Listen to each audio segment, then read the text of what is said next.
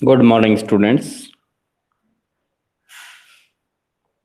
धीरज, साहिल चौधरी,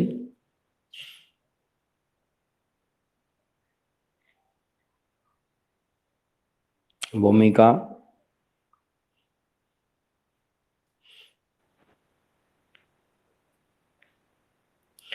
हाँ बेटा, पढ़ रहे हो? जो जितना बताया गया है उतना पढ़ रहे हो आप टॉपिक? तो समझ में तो आ गया होगा, ऐसी कोई तो दिक्कत नहीं होगी शायद उसमें। ओके, तो आज हम आगे चलते हैं बेटा। नए धार्मिक विश्वास की जो हेडिंग है, यहाँ से यहाँ तक का हमने पढ़ाया था कल वीर शैव परंपरा के विषय में। तो अब यस बेटा बोलो।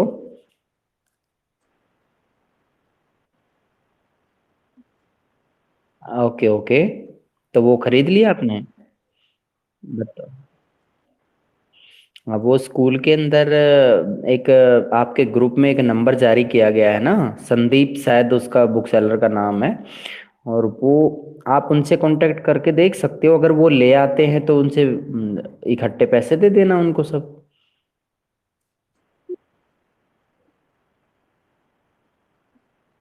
हाँ, कर लो। आपको सुविधा होनी चाहिए बेटा, परेशानी तुम्हें होगी तो फिर फायदा क्या है।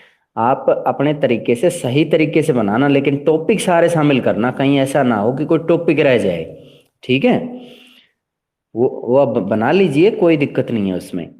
आपको अगर देखो बहुत ऐसी जैसे आप गूगल पे भी सर्च करके देखते हो तो बहुत ऐसे चैनल हैं जो आपको इस तरह की जानकारी प्रदान करते हैं, नोट्स वगैरह भी अवेलेबल करा देंगे आपको वो। आप वहां से देख के भी लिख सकते हो। हाँ मिलते हैं, वहाँ भी मिलते हैं बेटा, एनसीईआरटी के क्वेश्चन आंसर भी मिल जाते हैं। और अदर इम्पोर्टेंट क्वेश्चन भी मिल जाते हैं, जैसा चाहोगे वैसा मिल जाएगा। मैटर अवेलेबल है। और यहाँ तक कि उसके अलावा भी जैसे कुछ बच्चे वीडियो भी देख सकते हैं, ऐसी कोई बात नहीं है। मान लीजिए किसी टीचर की सही से समझ में आ रही है तो वो हेल्प के लिए कोई वो नहीं है। लेकिन अपने यहाँ से भी जो वीडियो जाती है वो भी आप जरूरी देखिए। ठीक है बेटा?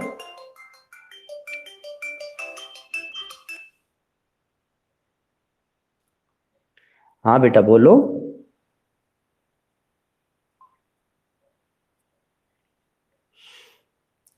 अब हम इसको स्टार्ट कर दें। आप अपने ये सभी बॉयज भी अपना काम टाइम से करें बेटा, और सुपर रिफ्रेशर की नई बुक लेके आनी है। कोई भी बच्चा पुरानी बुक नहीं खरीदेगा, क्योंकि बेटा पैटर्न थोड़ा थोड़ा बदलता है और उससे फिर वो आपके काम की नहीं रह जाती है। पुराने टाइप की जो बुक होती है उसमें क्वेश्चन आंसर का जो पैटर्न है वो चेंज हो जाता है। तो नई बुक खरीदेंगे तो आपको उस चीज का लाभ मिलेगा। अब इस बार जो बच्चे आउट गोइंग 12th क्लास है उनके भी शेड्यूल अब बनने जा रहा है, और जल्दी उनके एग्जाम कराएंगे। बेटा नए धार्मिक विकास की हेडिंग देखिएगा, पेज नंबर है 147 पे। देखिए, मध्यवर्ती शताब्दियों में कुछ मुख्य विकास देखने में आए। मेरी आवाज अगर नहीं पहुंचे तो बताना मेरे को। एक और तो तमिल भक्तों, खासतौर से वैष्णव के विचारों को संस्कृत परंपरा में समाहित कर लिया गया। यानी संस्कृत में जो ग्रंथ लिखे गए थे उसमें विष्णु धर्म, विष्णु भगवान के बारे में, और तमिल भक्त जो कि आलवार संत हुआ करते थे उनके बारे में बहुत ज्यादा जानकारी हमें मिल जाती है। जिसका परिणाम सर्वाधिक प्रसिद्ध पुराणों में से भागवत पुराण की रचना की गई। और भागवत पुराण किसको समर्पित है? विष्णु देवता के नाम पर है ये। भागवत किसको समर्पित है? विष्णु देवता को समर्पित है ये। और ये सबसे प्रसिद्ध पुराणों में से एक है भागवत पुराण। और ये बेटा, इससे ये पता चलता है कि जो आलवार संत होते थे वो संस्कृत परंपरा में इस तरह के भागवत पुराण की रचना भी उन्होंने करके दिखाई थी। दूसरे, 13वीं शताब्दी में भक्ति परंपरा का विकास महाराष्ट्र में हुआ। याद रखिए, इससे पहले 13वीं शताब्दी से पहले भक्ति परंपरा का महाराष्ट्र में विकास नहीं हुआ था, लेकिन बाद में 13वीं सदी में महाराष्ट्र के में विकास शुरू हो गया। तो उससे पहले हमने जैसे वीरशैव परंपरा के बारे में जान लिया, जो कर्नाटक से बिलोंग करती है। वो लगभग 12वीं सदी के बारे में जानकारी हमें प्रदान करती है, क्योंकि बासवन्ना का जो जीवन काल है 1106 से 68 है, तो ये 12वीं सदी है। और अगर हम जानकारी दूसरी उसमें वो देखते हैं बेटा, तो जैसे कि तमिलनाडु के आलवार और नैनार संतों के विषय में जानकारी देखते हैं तो वहां भी हमें ये बात पता चलती है। ठीक है बेटा, तो इसके बारे में उत्तरी भारत में धार्मिक उफान। अब तक देखो हमने दक्षिण भारत के बारे में पढ़ते आए, तमिलनाडु के बारे में पढ़ा, कर्नाटक के विषय में पढ़ा, फिर उसके बाद में थोड़ा सा एग्जाम्पल महाराष्ट्र के का भी देखने को मिल रहा है। तो हमें अब उत्तरी भारत के बारे में कुछ भी नहीं पढ़ा है, तो अब उत्तरी भारत के बारे में हम जानकारी पढ़ेंगे। इसके अंदर जैसे मीराबाई का कोई विवरण हमने अब तक नहीं पढ़ा, अब उसके बारे में हम जानेंगे। कबीर दास के बारे में जानेंगे, गुरु नानक देव जी के बारे में जानेंगे। बहुत ऐसी चीजें हैं जो उत्तरी भारत से बिलोंग करती हैं।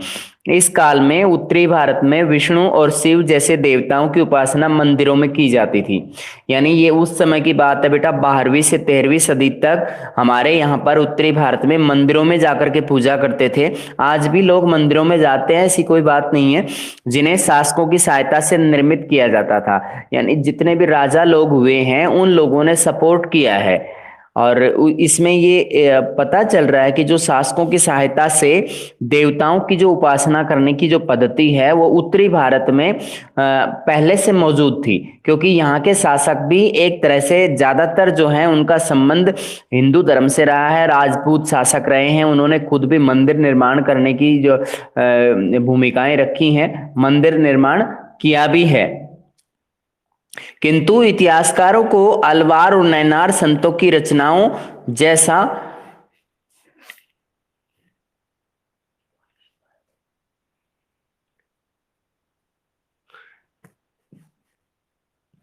इसको बाद में देखिए बेटा, किंतु इतिहासकारों को अलवार और नैनार संतों की रचनाओं जैसे कि कोई भी ग्रंथ है 14वीं शताब्दी तक उत्तरी भारत से प्राप्त नहीं हुआ है।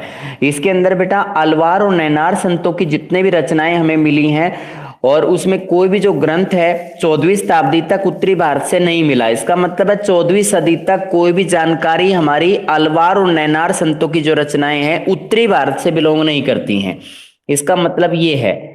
और वैसे भी बेटा ये ध्यान रखने वाली बात है, अलवार और नैनार संत हैं, इनका उत्तरी भारत से इतना नाता नहीं है जितना दक्षिणी भारत से इनका नाता है। तो हमें जब भी इनकी कोई जानकारी लिखनी हो तो हमेशा दक्षिण भारत का नाम लीजिए, विशेष तौर पर तमिलनाडु का नाम जरूर लीजिए। इस भिन्नता की क्या वजह हो सकती है? क्योंकि उत्तरी भारत में अलवार और नैनार संत की रचनाएं प्राप्त नहीं हुई, खास तौर पर 14वीं शताब्दी तक प्राप्त नहीं हुई, उसके बाद में प्राप्त हुई 15वीं, 16वीं, 17वीं, 18वीं, 19वीं और 20वीं। इस दौरान तो मिली हैं, लेकिन उससे पहले की जानकारियां नहीं मिली हैं। इसका मतलब है अलवार और नैनार संतों की जो परंपरा है दक्षिण भारत में ज्यादा लोकप्रिय रही होगी और उत्तरी भारत में लोकप्रिय नहीं रही थी। कुछ इतिहासकारों का मत है कि उत्तरी भारत में यह वह काल था जब अनेक राजपूत राज्यों का उद्भव हुआ। हमने ये चीज मैंने अभी बताई आपको कि यहाँ पर हिंदू शासक हुआ करते थे, राजपूत राज्यों का बहुत ज्यादा यहाँ पे बोलबाला रहा है। राजस्थान इतना बड़ा स्टेट है, इसके अंदर भी बहुत ज्यादा रियासतें राजपूतों की रही हैं। इन सभी राज्यों में ब्राह्मणों का महत्वपूर्ण स्थान था, यानी राजपूत शासन कर रहे थे लेकिन ब्राह्मणों को बहुत ज्यादा मान सम्मान वो प्रदान करते थे। जैसे कोई भी नया काम शुरू कराना है या कोई हवन वगैरह कराना है, कोई भी कार्य शुरू करना है तो ब्राह्मण को जरूर बुलाया जाता था। मान लीजिए किसी इमारत की नींव रखी जाती है तो भी ब्राह्मण को जरूर बुलाते थे। वे ऐहिक और आनुष्ठानिक दोनों ही कार्य करते थे। ऐहिक का मतलब होता है कि जो रोजमर्रा के जीवन के अंदर कोई भी शुभ कार्य संपन्न कराना है तो उसको कार्य को कहा जाता है, और आनुष्ठानिक कोई भी अनुष्ठान से संबंधित यज्ञ या हवन से संबंधित जो कार्य है वो होता है। उनकी इस प्रभु सत्ता को सीधे चुनौती देने का प्रयास शायद किसी ने किया। इसका मतलब है ब्राह्मणों को अनुष्ठान करने की, हर तरह के कार्य करने की, पवित्र धार्मिक कर्म करने का और जैसे यज्ञ विधि विधान अपनाने का जीवन मतलब समाज के अंदर महत्वपूर्ण हक था उन लोगों का, और उनको किसी ने सीधे चैलेंज नहीं किया। राजपूत राज्यों में उनका बहुत सम्मान देखने को मिलता था। उत्तरी भारत के अंदर से इस तरह के प्रमाण मिलते हैं कि ब्राह्मण जो हैं सर्वश्रेष्ठ स्थिति में महत्वपूर्ण स्थान रखते थे। इस समय वे धार्मिक नेता जो रूढ़िवादी ब्राह्मणीय सांचे के बाहर थे, उनके प्रभाव में विस्तार हो रहा था। याद रखिए कि रूढ़िवादी ब्राह्मणीय, ये किन लोगों के बारे में कह रहे हैं? जो ब्राह्मणीय सांचे से बाहर थे। ब्राह्मणीय सांचे का मतलब होता है कि ब्राह्मणों ने जिस तरीके की वर्ण व्यवस्था के बारे में हमें जानकारी प्रदान की है कि भाई 4 वर्ण होंगे, एक वर्ण का नाम रखा गया जैसे कि ब्राह्मण है, दूसरे का क्षत्रिय है, तीसरे का वैश्य है, चौथे का शूद्र।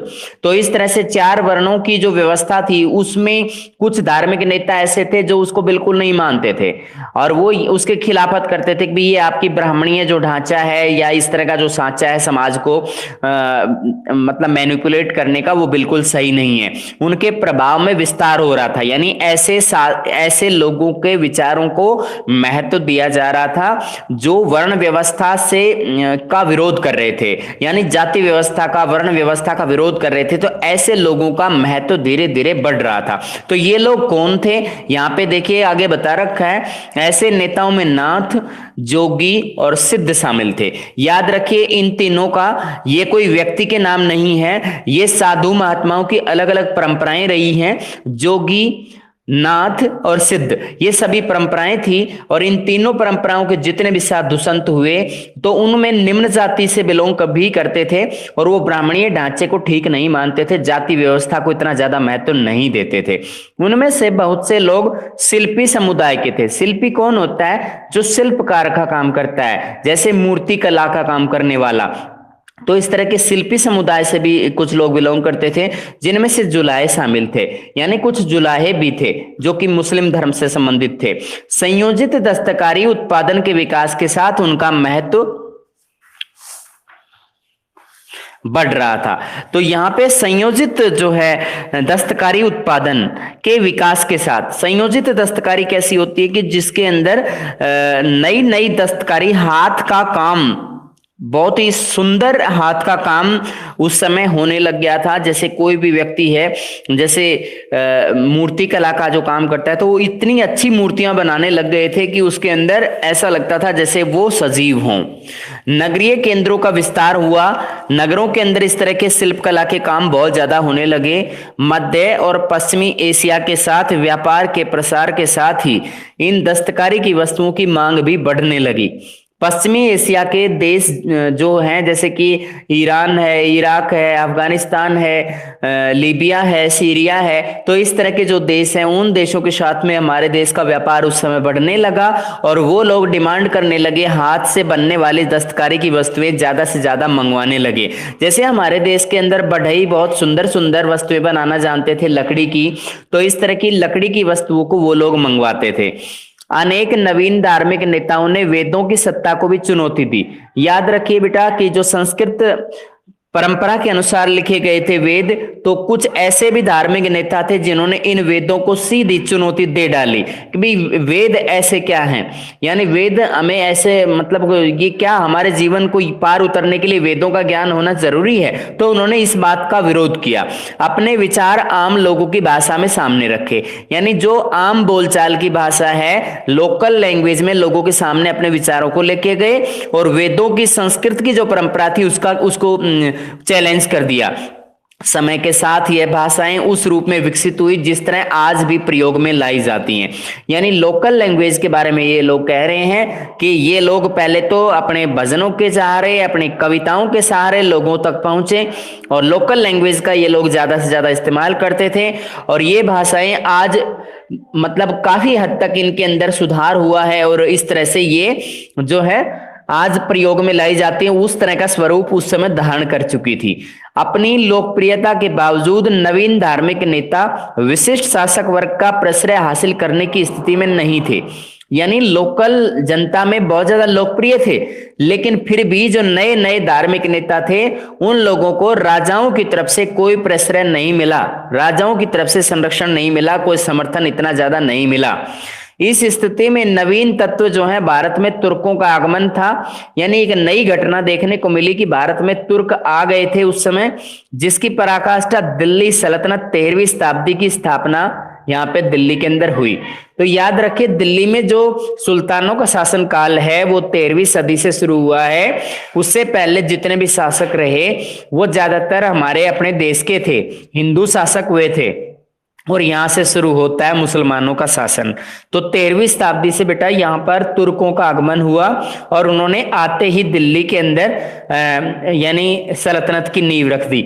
आपने कुछ शासकों के नाम भी सुने होंगे, रजिया बेगम का नाम सुना होगा, बलबन का नाम सुना होगा, गियासुद्दीन बलबन, इब्राहिम लोदी और कुतुबुद्दीन ऐबक, इस तरह के, और फिरोज शाह तुगलक, इस तरह के शासकों के नाम सुने होंगे। सारे के सारे दिल्ली सल्तनत के शासक बने हैं। सल्तनत की स्थापना से राजपूत राज्यों का और उनसे जुड़े ब्राह्मणों का पराभव हुआ। जैसे जैसे यानी मुसलमानों का शासन स्थापित हुआ तो राजपूतों की जो इंपॉर्टेंस होती थी हमारे इंडिया के अंदर वो धीरे धीरे कम होने लगी और ब्राह्मणों का भी इतना इंपॉर्टेंस उस समय नहीं रहा। इन परिवर्तनों का प्रभाव संस्कृति और धर्म पर भी पड़ गया, क्योंकि हमारे देश के अंदर हिंदू संस्कृति बहुत ज्यादा लोकप्रिय थी, हिंदू धर्म के प्रति बहुत लोग समर्पित थे। तो धीरे धीरे करके उसमें भी बदलाव आया। अब लोग इतना ज्यादा मतलब समर्थन उसको नहीं देना चाहते थे। सूफियों का आगमन हुआ, क्योंकि सुल्तानों का शासन स्थापित हो चुका था, दिल्ली के अंदर मुस्लिम शासन स्थापित हो चुका था। तो इस तरह के सूफियों का आगमन हुआ, इन परिवर्तनों का एक महत्वपूर्ण अंग था। तो दो चीजें याद रखिए 13वीं सदी के दौरान, एक तो दिल्ली के अंदर मुसलमानों का शासन स्थापित हुआ, दिल्ली सल्तनत की नींव रखी गई। जैसे ही दिल्ली सल्तनत की नींव रखी गई दो परिवर्तन हुए, राजपूतों की इंपॉर्टेंस कम हो गई, ब्राह्मणों की इंपॉर्टेंस कम हो गई। उसके बाद में सूफी संत आ गए। सूफी संत कौन होते हैं? जो मुस्लिम से भी केवल मुस्लिम धर्म के लोगों को ही शिक्षा देते हो, ये बेटा सबको शिक्षा देते हैं और इनके लिए सब लोग बराबर हैं। जैसे कि कुछ सूफी संतों के नाम मैं आपको बताता हूं, जैसे कि शेख मोइनुद्दीन चिश्ती की दरगाह अजमेर में है, जो कि बहुत ज्यादा फेमस है। सारी इंडिया से, इंडिया के बाहर से भी लोग उस पे उसके मजार पर चादर चढ़ाने के लिए यहाँ पे आते हैं। तो इस तरह की जो दरगाह है ये कहाँ बनी हुई है? अजमेर के अंदर है। एक दिल्ली के अंदर है, बख्तियार काकी नाम के संत की दरगाह है, और एक दरगाह का नाम है निजामुद्दीन औलिया, जो कि निजामुद्दीन नाम की दिल्ली के अंदर एक बस्ती है, वहां पर स्थापित की गई है। तो वहां पर ये साफ साफ क्लियर किया गया है कि सभी धर्मों के व्यक्ति, सभी जातियों के व्यक्ति बगैर किसी भेदभाव के यहाँ पर आ सकते थे और उनको गाइडेंस यानी गुरु की गाइडेंस प्राप्त कर सकते थे। इस तरह के सूफी संतों के प्रवचन सुन सकते थे। सूफियों का आगमन इन परिवर्तनों का एक महत्वपूर्ण अंग था। तो इस तरह से आपको ध्यान रखना है कि सूफी संत जो हैं दिल्ली सल्तनत की नींव रखने के बाद इंडिया आए हैं, इससे पहले नहीं आए थे। ये सूफी संत बेटा मुस्लिम धर्म से बिलोंग करते हैं, मुस्लिम धर्म में जो कमियां आई हैं उनको दूर करना चाह रहे थे, और इस तरीके से ये संत जो हैं केवल मुस्लिम धर्म के समाज सुधार के लिए काम नहीं कर रहे थे। ये हिंदू धर्म के अंदर भी या फिर सिख धर्म के अंदर भी किसी भी धर्म का कोई भी व्यक्ति अनुयायी इनके पास आ सकता था और अपने जीवन का मार्गदर्शन प्राप्त कर सकता था। कुरान शरीफ का एक पृष्ठ का हिस्सा यहाँ पे दिखाया गया। कुरान शरीफ इस तरह की भाषा में लिखी गई है जिसको हम हिंदी भाषा के अकॉर्डिंग इसको नहीं समझ सकते हैं। ये 8वीं और 9वीं शताब्दी की किसी पांडुलिपि से लिया गया है। 8वीं शताब्दी में या 9वीं शताब्दी में हैंड रिटन रिकॉर्ड जो थे उस समय पांडुलिपि तैयार की गई थी, तो वहां का ये पेज लिया गया है। अब नीचे देखिएगा उलमा के बारे में बता रखा है। उलमा आलिम का बहुवचन है, यानी आलिम होता है एक व्यक्ति के लिए, एक व्यक्ति के इस्तेमाल के लिए, और उलमा होता है बहुत से व्यक्तियों के इस्तेमाल के लिए। इस्लाम धर्म के ज्ञाता थे, याद रखिए बेटा, आलिम भी और आलिम का बहुवचन उलमा भी। ये मुस्लिम धर्म के बारे में बहुत ज्यादा ज्ञान रखते थे। ये उसकी पूजा पद्धति के बारे में, उसके जैसे अल्लाह के विषय में उनकी क्या क्या सिद्धांत हैं, नमाज कैसे अदा करनी चाहिए और किस तरफ मुंह रखना चाहिए, और किस तरह से जैसे दान देना चाहिए, और मतलब मजार किस तरीके से, मजार पर किस तरह से सम्मान दे सकते हैं, चादर कैसे चढ़ाई जाती है, ये कुरान को बहुत अच्छे से पढ़ना जानते थे, और यानी उसकी जानकारी इनको बहुत बेहतर थी। हदीथ नाम के ग्रंथ की भी जानकारी इनको थी। इस परिपाटी के संरक्षक होने के नाते वे धार्मिक, कानूनी और अध्यापन संबंधी जिम्मेदारी निभाते थे। तो याद रखिए बेटा, उलेमा कौन है? ये एक गुरु की भूमिका निभाते थे, इस्लाम धर्म के बहुत अच्छे ज्ञाता थे, और ये अपने एक तरह से धार्मिक जानकारी लोगों को प्रदान करते थे, कानूनी सलाह देते थे और टीचिंग का काम भी करते थे, यानी एज ए टीचर भी ये अपनी जिम्मेदारी निभाते थे। तो इसके बारे में अब कभी भी कोई क्वेश्चन आता है तो उलमा बेटा ये एक धार्मिक गुरु होते हैं, और मुस्लिमों के धार्मिक गुरु होते हैं। आलिम होता है एक वचन, यानी एक व्यक्ति के लिए आता है, और उलमा बहुत से धार्मिक गुरुओं के लिए आता है। अब हम आगे चलते हैं। दुसाले के नए ताने बाने इस्लामी परंपरा। जिस तरह से उपमहाद्वीप के विभिन्न क्षेत्रों एक दूसरे से पृथक नहीं थे, ये उपमहाद्वीप किसके लिए आया है? भारत के लिए आया है। बार बार इसमें उपमहाद्वीप के नाम से आता है। ये विभिन्न क्षेत्र एक दूसरे से पृथक नहीं थे, यानी एक दूसरे से सेपरेट नहीं थे बेटा, मिले जुले थे आपस में। उस भांति समुद्र और पहाड़ों के परे क्षेत्रों से भी संपर्क शताब्दियों से बना रहा, यानी इस क्षेत्र से बाहर भी दूसरे क्षेत्रों के साथ भी इसका संबंध दूसरे देशों से भी बना रहा। पहली सहस्त्राब्दी ईस्वी में अरब व्यापारी समुद्र के रास्ते पश्चिमी भारत के बंदरगाहों तक आए। याद रखिए, पहली सहस्त्राब्दी ईस्वी में, पहली सहस्त्राब्दी ईस्वी है यानी पहले जो 1000 वर्ष थे, यानी जब से सदी शुरू हुई है तो पहले 1000 वर्षों के दौरान पश्चिमी भारत के बंदरगाहों पर, यानी पश्चिमी भारत की बंदरगाह जैसे गोवा है, पुर्तगाल है, मुंबई है, या फिर कांडला बंदरगाह है, तो इस तरह की जो बंदरगाह थे, सूरत बंदरगाह है, इन बंदरगाहों पर ये लोग आए, या फिर कोचीन जैसी बंदरगाहों पर, कोच्चि जिसे कहा जाता है वो केरला के अंदर पड़ती है। तो इस तरह के जो बंदरगाह हैं वहां उन स्थानों तक आए, और ये अरब व्यापारी हमारे देश में गरम मसालों के व्यापार के लिए खास तौर पे आए थे। इसी समय मध्य एशिया से लोग देश के उत्तर पश्चिमी प्रांतों में आकर बस गए। अब कुछ लोग, जिन लोगों को बहुत ज्यादा फायदा होता है, वो लोग क्या करते हैं, एज ए व्यापारी आए और फिर वो लोग उत्तर पश्चिमी प्रांतों में बस गए। उत्तर पश्चिमी प्रांत कौन से हैं? जैसे कुछ लोग राजस्थान में बस गए, कुछ पंजाब में बस गए, कोई हरियाणा में बस गया, कोई यूपी में बस गया। 7वीं शताब्दी में इस्लाम के उद्भव के बाद ये क्षेत्र उस संसार का हिस्सा बन गए जिसे अक्सर इस्लामी विश्व कहा जाता है। तो हमारे दिल्ली के आसपास में या फिर हमारे उत्तरी भारत के उत्तर पश्चिमी इलाके में बहुत बड़ी संख्या में मुसलमान रहते हैं। तो ये मुसलमान तभी के आए हुए हैं, या ये अरब व्यापारी लोग हैं, और ये हमारे समुद्र के रास्ते से पश्चिमी भारत की बंदरगाहों तक आए और फिर धीरे धीरे करके उत्तर पश्चिमी प्रांतों में बस गए। और तब से लेकर के हमारा जो पूरे वर्ल्ड के अंदर जो इस्लामिक विश्व है उसका एक भाग भारत के अंदर भी बन गया था, क्योंकि भारत में भी काफी संख्या में ये लोग आकर के रहने लग गए थे। तो दुशाले के नए ताने बाने जो हेडिंग दे रखी है वो इसका मतलब है कि यहाँ हिंदू लोग भी रहते थे और उसके साथ साथ मुस्लिम धर्म के लोग भी आकर के रहने लगे। और मुस्लिम धर्म के जो लोग थे ये अपनी परंपराओं को निभाते थे, मस्जिदों का निर्माण करते थे, ज्यादा से ज्यादा मस्जिदों का निर्माण इन्होंने करवाया। अपने शासकों को, खास तौर पर इनके शासक भी इस तरह के होते थे, जैसे तरह तरह का टैक्स उन पर लागू करते थे, उन लोगों पर जो दूसरे धर्म के लोग होते थे, जैसे जजिया कर है, तीर्थ यात्रा कर है। तो इस तरह के जो कर होते थे बेटा वो सिर्फ दूसरे धर्म के लोगों पर लागू किए जाते थे, इस्लाम धर्म के लोगों पर लागू नहीं किए जाते थे।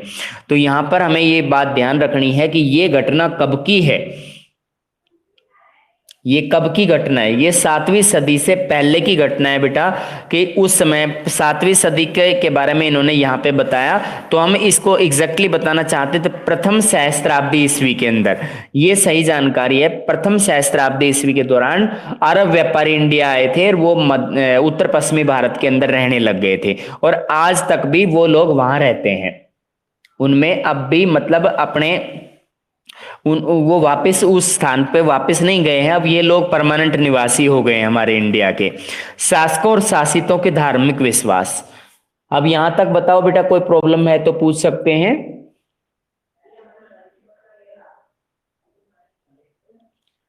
आगे चलते हैं बेटा। शासकों और शासितों के धार्मिक विश्वास, इन संपर्कों को समझने की एक धुरी यह है। धुरी होती है बेटा, जैसे कि दो पहियों को जोड़ने के लिए एक धुरी का इस्तेमाल किया जाता है और वो गाड़ी का रूप ले लेता है। तो इस तरह से धुरी जो है जोड़ने का एक लिंक है, इसको धुरी इस तरीके से समझना है। विशिष्ट शासक वर्ग के धर्म पर दृष्टि डाली जाए कि जो शासक वर्ग है उसका कौन सा धर्म था। 711 ईस्वी में मोहम्मद बिन कासिम नाम के एक अरब सेनापति ने सिंध को विजिट कर लिया। यह सबसे पहला मुस्लिम आक्रमण था जो भारत में हुआ।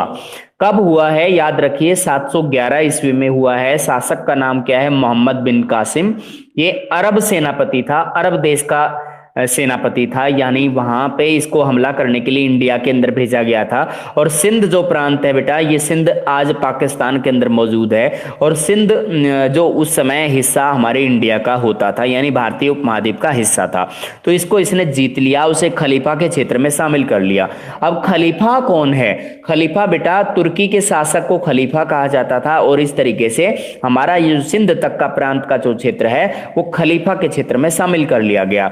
बाद में लगभग 13वीं शताब्दी ईस्वी के दौरान तुर्क और अफगानों ने दिल्ली सल्तनत की नींव रखी। याद रखिए बेटा, कब स्थापित हुई है दिल्ली सल्तनत? 13वीं सदी के अंदर स्थापित हुई है। किसने की है? तुर्कों ने और अफगानों ने।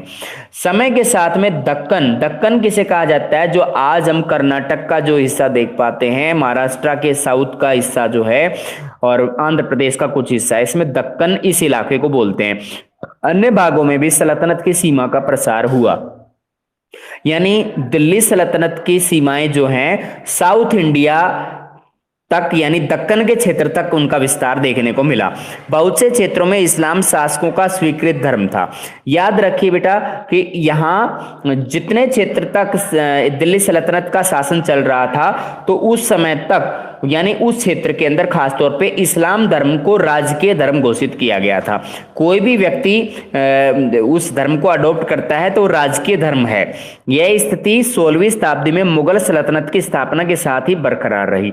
तो दिल्ली में मुगल सल्तनत की स्थापना कब रखी गई थी? याद रखिएगा बेटा, ये 1526 में बाबर हमारे इंडिया में आए हैं। पानीपत का प्रथम युद्ध हुआ है, और इस तरीके से प्रथम युद्ध के अंदर जैसे ही विजय हासिल उनको होती है तो भारत के अंदर मुगल सल्तनत की नींव रखी जाती है। उससे पहले भी सल्तनत होती थी, याद रखना है। उससे 300 साल पहले हमारे देश के अंदर सल्तनत काल की नींव रखी जा चुकी थी। कुछ लोग ये मानते हैं भाई मुगलों ने भारत के अंदर मुसलमान जो यहाँ पे लाके बसाए, तो ये उनकी देन नहीं है बेटा, ये उस समय की देन नहीं है। हमें इस चीज को भूलना नहीं है। उससे पहले की जो जानकारी है उसके अकॉर्डिंग 13वीं सदी में दिल्ली सल्तनत की नींव रखी गई। उससे पहले भी हमने एक जानकारी और पढ़ी है इसमें कि लगभग पहली सहस्त्राब्दी ईस्वी में अरब व्यापारी यानी मुस्लिम व्यापारी हमारे पश्चिमी भारत के बंदरगाहों तक आए और वहीं पे बस गए। तो ये बेटा ये एज है वो पर्टिकुलर एज जिसकी वजह से मुसलमान हमारे इंडिया में आए थे, और ये किसी के द्वारा लाए नहीं गए थे, ये अरब व्यापारी थे, व्यापार करने के मकसद से आए थे। तो एग्जैक्ट एज जो है प्रथम सहस्त्राब्दी ईस्वी है। पहले लगभग जो सदी है वहां से स्टार्ट करें, लगभग 1000 वर्ष की अवधि उसे मानी जाएगी। सहस्त्र 1000 वर्ष की अवधि को कहा जाता है। अब इसके बाद आगे चलते हैं। तो इसमें आपको कभी भी जवाब देना है कि भी क्या दिल्ली सल्तनत की नींव रखी गई, क्या उसके बाद में मुसलमान भारत में आए, या फिर जो मुगलों की नींव रखी गई शासन की तो इंडिया में मुसलमान आए। वो बात ठीक है, आए होंगे, लेकिन उससे पहले भी ऑलरेडी इंडिया में मुसलमान आ चुके थे। ये बात आपको भूलनी नहीं है, ठीक है। हमें ये इसकी महत्वपूर्ण नॉलेज जो है वो साथ रखनी है। आगे देखिएगा बेटा, इसमें बहुत से क्षेत्रों में इस्लाम शासकों का स्वीकृत धर्म था, यानी शासक ज्यादातर मुस्लिम धर्म को अडॉप्ट करते थे। यह स्थिति 16वीं शताब्दी में मुगल सल्तनत की स्थापना तक बरकरार रही। सभी मुगल शासकों ने भी स्वीकृत धर्म अपना, मुस्लिम धर्म अपना रखा था। 18वीं सदी के अंदर क्षेत्रीय राज्य उभर कर आ गए, छोटे छोटे राज्य बनने लगे 18वीं सदी में। उनमें से कई राज्यों के शासक भी इस्लाम धर्म को मानने वाले थे। उनमें से भी कुछ शासक ऐसे थे जो इस्लाम धर्म को मानते थे, और कुछ लोग ऐसे भी रहे होंगे जैसे कि राजपूत हैं या फिर दूसरे धर्मों के जो लोग हैं। वो ज्यादातर बेटा हमारे इंडिया के अंदर दो ही धर्मों का बोलबाला रहा है, या तो हिंदू धर्म या फिर मुस्लिम धर्म। अब मान लीजिए इन्होंने ये बोला है कि भाई बहुत से शासक थे इस्लाम धर्म को मानने वाले थे, तो कुछ जो बच गए वो हिंदू धर्म के को ही मोटिवेट करने वाले शासक रहे होंगे। अब यहां तक बताओ बेटा, कोई प्रॉब्लम है तो?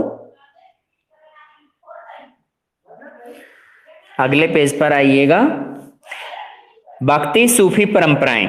सैद्धांतिक रूप से मुसलमान शासकों को उलमा के मार्गदर्शन पर चलना होता था। मैंने अभी आपको स्टार्ट किया, उससे पहले उलमा का अर्थ मैंने बताया है। मुस्लिम मौलवी होते हैं, धार्मिक गुरु होते हैं, मुसलमानों को गाइडेंस प्रदान करते हैं, प्रवचन देते हैं। उलमा से अपेक्षा की जाती थी, यानी गुरुजनों से अपेक्षा की जाती थी कि वे शासन में शरिया का अमल सुनिश्चित करवाएंगे।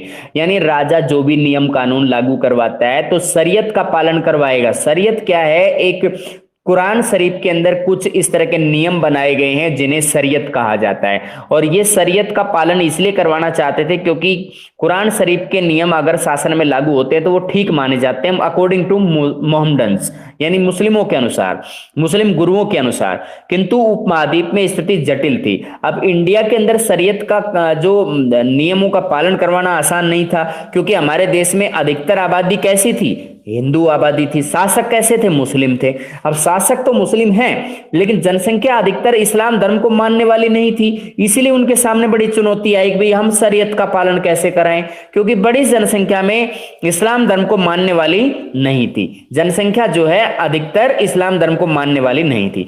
इस संदर्भ में जिम्मी क्या है? व्युत्पत्ति अरबी शब्द जिम्मा से, यानी ये जिम्मा नाम का जो शब्द है अरबी भाषा का शब्द है। ये जिम्मी वह शब्द होता है जो संरक्षित श्रेणी के प्रादुर्भाव से हुआ है, यानी जिनको सरकार ने रिजर्व घोषित कर रखा है, यानी जिनको सरकार ने एक तरह से संरक्षित घोषित कर रखा है, उस समुदाय को जिम्मी के नाम से जाना जाता है। तो मुस्लिम धर्म के अलावा दूसरे धर्म के अनुयायियों को, जैसे कि सिख धर्म के अनुयायी हैं, ईसाई धर्म के अनुयायी हैं, उनको संरक्षण प्रदान किया था मुस्लिम शासकों ने। तो इस तरीके से वो जिम्मी समुदाय के लोग वो कहलाते हैं। इसमें कोई ये भी जरूरी नहीं है कि भाई हिंदू धर्म नहीं हो सकता, इसमें हिंदू धर्म भी जिम्मी हो सकता है।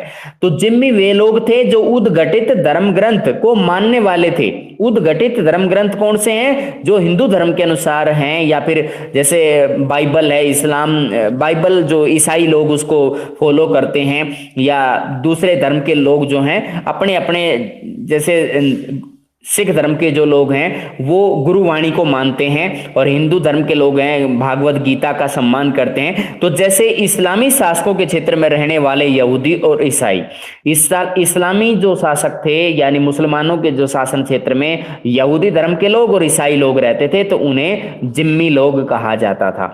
ये लोग जजिया नामक कर चुका करके मुसलमान शासकों के द्वारा संरक्षण दिए जाने के अधिकारी हो जाते थे। याद रखिए, जजिया नाम का टैक्स उन्हीं लोगों को देना होता था जो मुसलमान नहीं थे, जो दूसरे धर्मों के लोग थे, जिनको सरकार ने संरक्षण दे रखा था। संरक्षण के नाम पर उनसे टैक्स लिया जाता था, उस टैक्स का नाम था जजिया।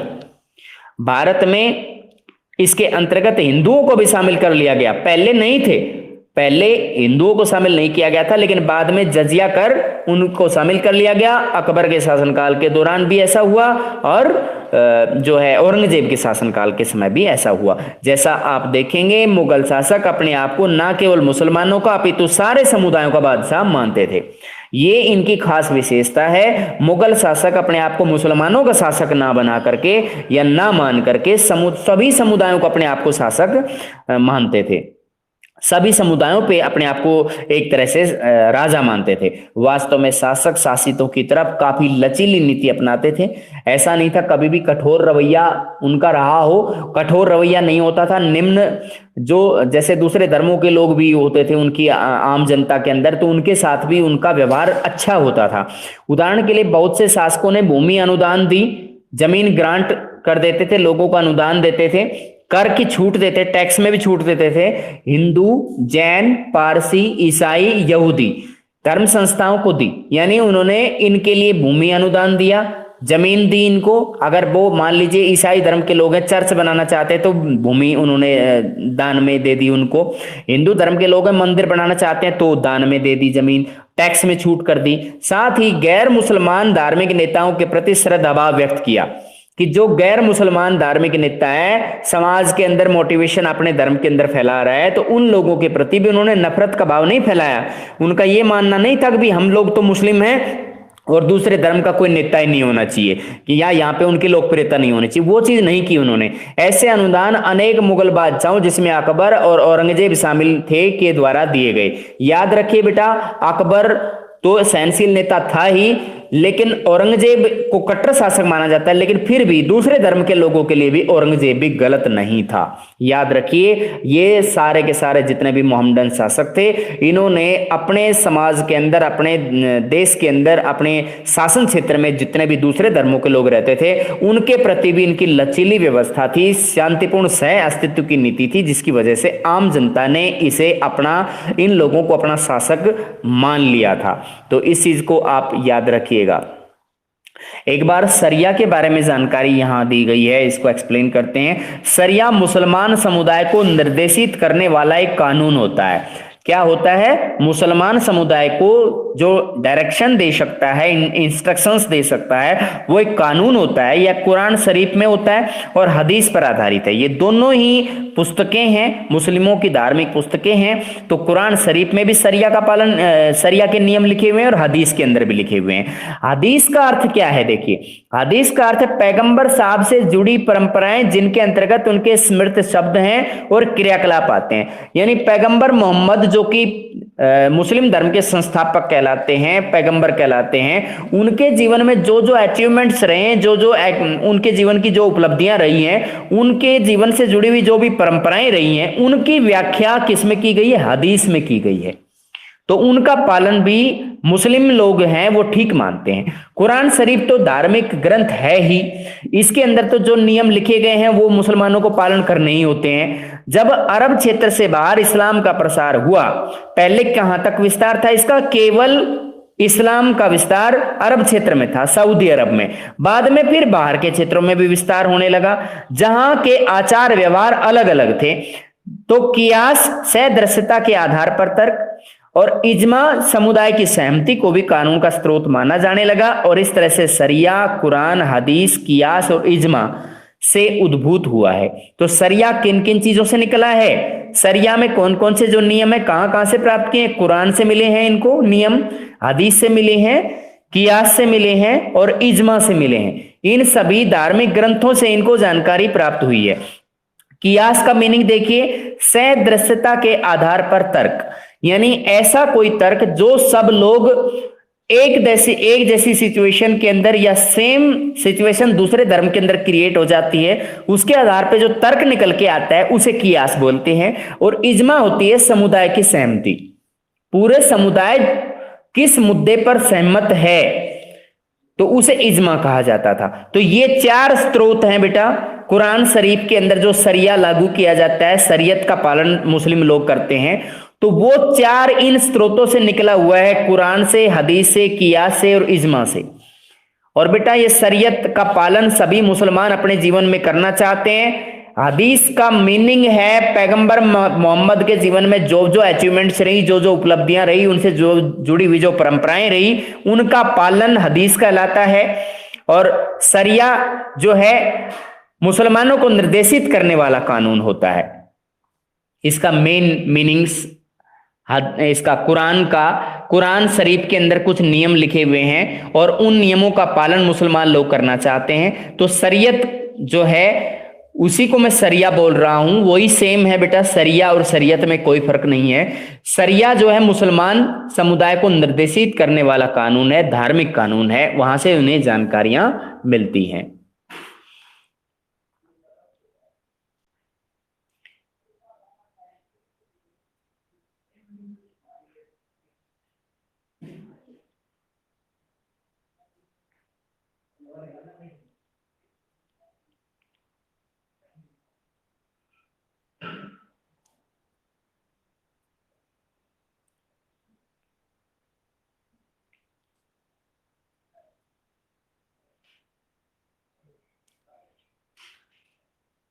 ये बेटा आपस में जब आप कम्युनिकेट करते हो तो अपने क्लास का, उसकी प्रतिष्ठा का ध्यान रखें। इसमें आपने लिखा हुआ है भूतनी, बेटा ऐसा यूज ना करें।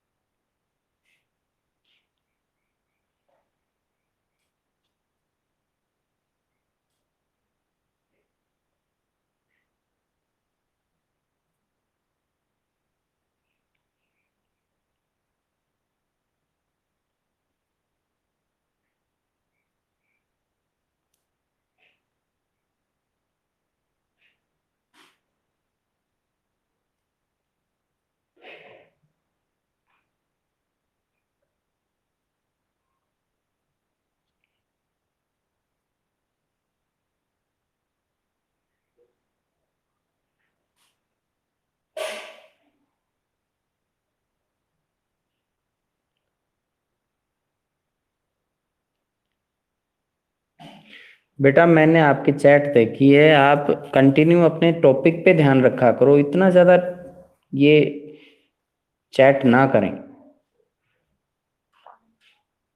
ठीक है, अब आप लीव कर सकते हैं, अपना ये टॉपिक पढ़ लें और अपने क्वेश्चन आंसर राइट कर लें। लीव करिए।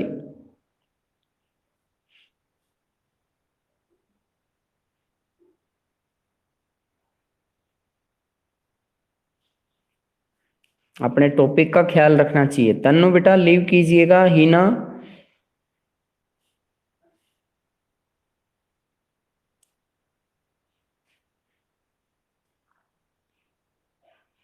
लीव कीजिए।